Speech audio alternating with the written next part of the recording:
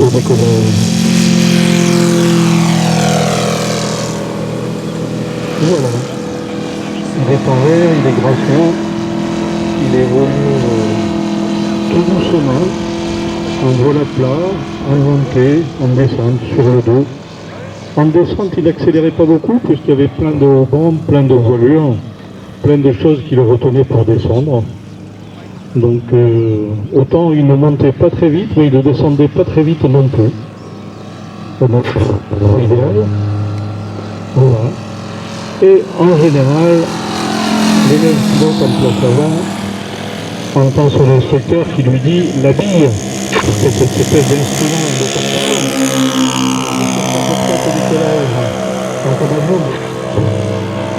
un avion américain. Bien hauteur. On n'avait pas les astres de l'armement et toutes ces choses-là. C'est une liaison entre les différents terrains. Le Stearman qui se représente dans l'axe. Alors il a mis des gaz a priori, je suis un petit peu de fumigène. Et comme on le voit, il est plein de gaz, mais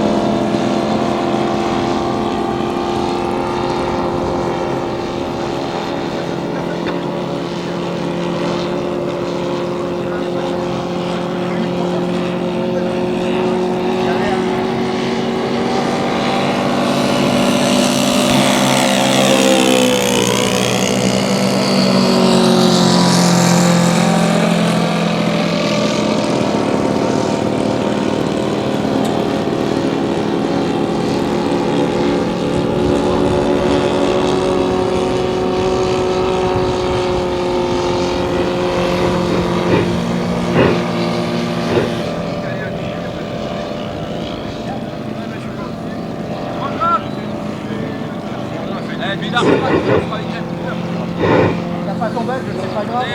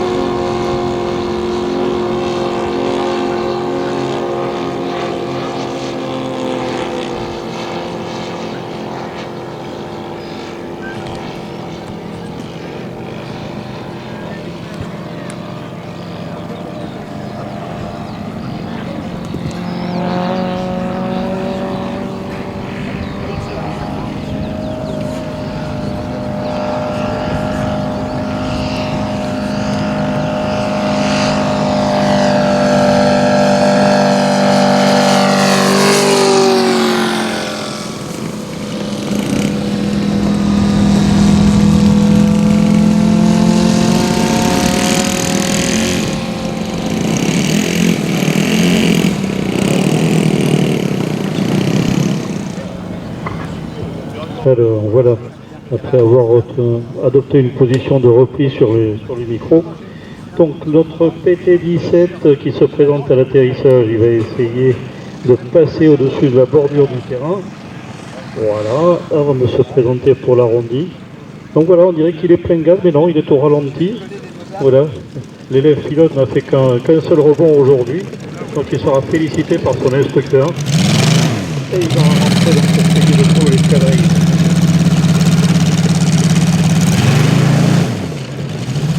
Géométrie des trains s'allonger pour pendant que l'avion décollait lui véritablement. Voilà le décollage, donc dès qu'il met les gaz, il décolle. On va venir observer tout au sol. Voilà, il a sorti ses volets, il a sorti ce bec de bord d'attaque. Il fait un demi-tour de bouchoir de poche. Pareil, même problématique que le Piper L4. En général, les pilotes de ces avions référés à l'état-major d'infanterie très souvent.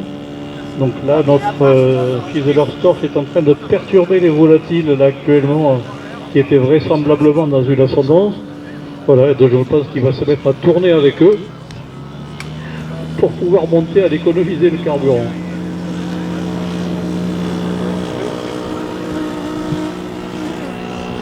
Voilà, notre Storch a repéré une cible, il est tout au ralenti, il fonce sur sa proie pour repérer sa position exacte, et dans des endroits pas possibles, très courts, et de pouvoir évacuer les blessés du champ de bataille qui étaient allogés dans un filière derrière le pilote.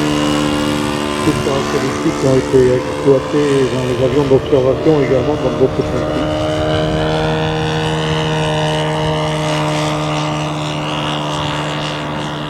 Alors ces avions sont dotés d'une aérodynamique pas performante du tout, enfin au niveau de la traînée, mais ce qui leur permettait de voler très lentement. Dans l'équation, on ne peut pas avoir un aéronautique de grande vitesse avec beaucoup de traînée. C'est la caractéristique de ces machines. Beaucoup de mecs de bord d'attaque, beaucoup de surface portante, des évolutions à vitesse très réduite. Et du coup, la vulnérabilité est due à la baisse du temps.